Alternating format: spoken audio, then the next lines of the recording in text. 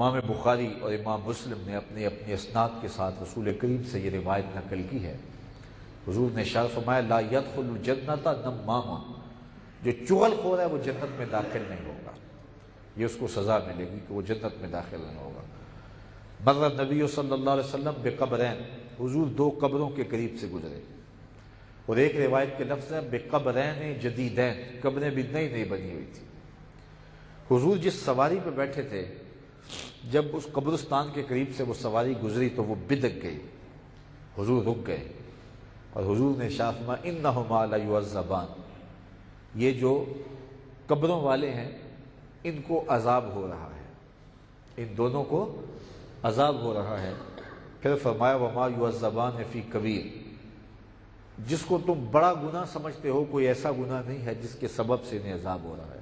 کوئی ڈاکہ نہیں کیا انہوں نے، کوئی چوری نہیں کی، اللہ کے ساتھ انہوں نے کوئی شریک نہیں ٹھہرایا، کوئی انہوں نے انسانی قتل نہیں کیا، کوئی ایسا بڑا جرم نہیں ہے کہ جس کے سبب سے ان کو یہ سزا ہو رہی ہو اور ان کو یہ عذاب ہو رہا ہو۔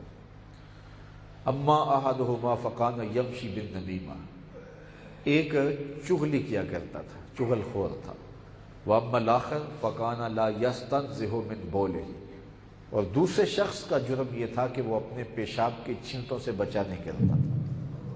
ان دو جرموں کی وجہ سے آج وہ اس سزا میں مبتلا ہے۔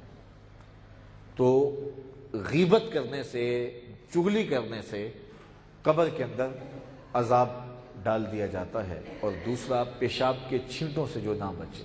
حضور نے ارشاد فرمایا استنزہوا عن البول فإن عامۃ عذاب القبر منہ، پیشاب کے چھینٹوں سے بچا کرو، اس لیے کہ قبر کا عمومی طور پہ عذاب اس سے ہوتا ہے، اور جو شخص 5 گانہ نماز کی عادت نہیں رکھتا وہ پیشاب کے چھینٹوں سے بچ ہی نہیں سکتا۔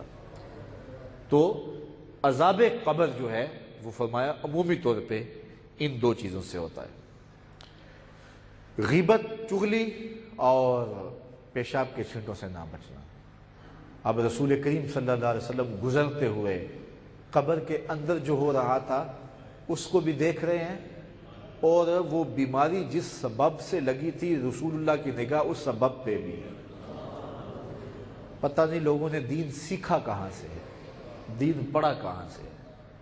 میں بڑا حیرت زدہ ہو جاتا ہوں جب ممبر و محراب پہ یہ آواز آتی ہے کہ نبی جو ہے وہ دیوار کے پیچھے نہیں جانتا، اور جو بول رہا ہوتا ہے اسٹیج سیکرٹری نے اس کو 20 القاب کے ساتھ علامہ، فہامہ، پتہ نہیں کیا کیا نام دیے ہوتے ہیں کہ یہ اس زمانے کا اتنا بڑا عالم ہے کہ اس کی مثال ہی کوئی نہیں، جس کو خوشامدے کر کر کے ممبر پہ بلایا گیا وہ کہتا ہے، جس کو علامہ کہا گیا وہ کہتا ہے نبی کو علم نہیں ہے۔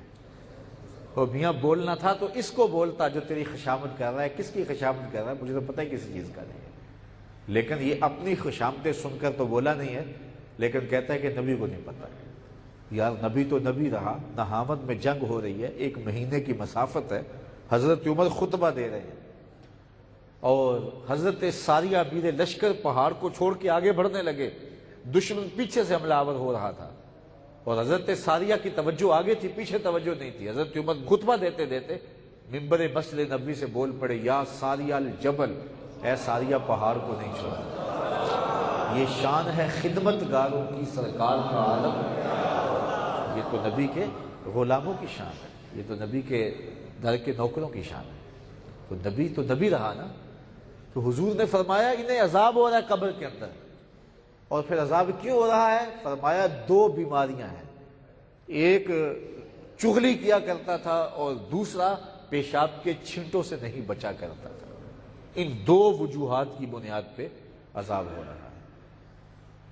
مرض بھی بتا دیا کیا ہے، اور مرض کی تشخیص بھی کر دی کہ مرض لگا کیوں تھا، پھر علاج بھی کیا۔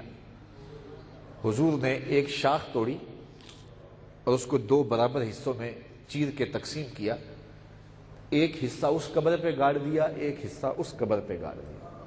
کہا جب تک یہ شاخیں ہری رہیں گی ان کے عذاب میں تخفیف رہے گی، عذاب ٹلا رہے گا، اللہ کی رحمتیں اترتی رہیں گی۔ چونکہ جو سبز درخت ہے وہ اللہ کی تسبیح بولتا ہے، تو جب تک تسبیح بولتا رہے گا عذاب ٹلا رہے گا۔ یہاں رک کے ایک جملہ کہنا چاہوں گا، اگر قبر پہ لکڑی گاڑ دی جائے تو لکڑی کی تسبیح کرنے سے صاحب قبر کو فائدہ ہوتا ہے، عذاب ٹل جاتا ہے۔ تو اگر سکا پتر کھڑا ہو کے قبر پہ قرآن پڑھے گا، یہ تو کوئی لکڑی بھی جو ہے وہ تسبیح پڑھے تو قبر میں فائدہ ہو جاتا ہے، اور اگر اولاد کھڑی ہو کے قرآن پڑھ رہی ہو، تسبیح پڑھ رہی ہو، تحلیل پڑھ رہی ہو، تو پھر کتنی کرم نوازی ہوتا ہے۔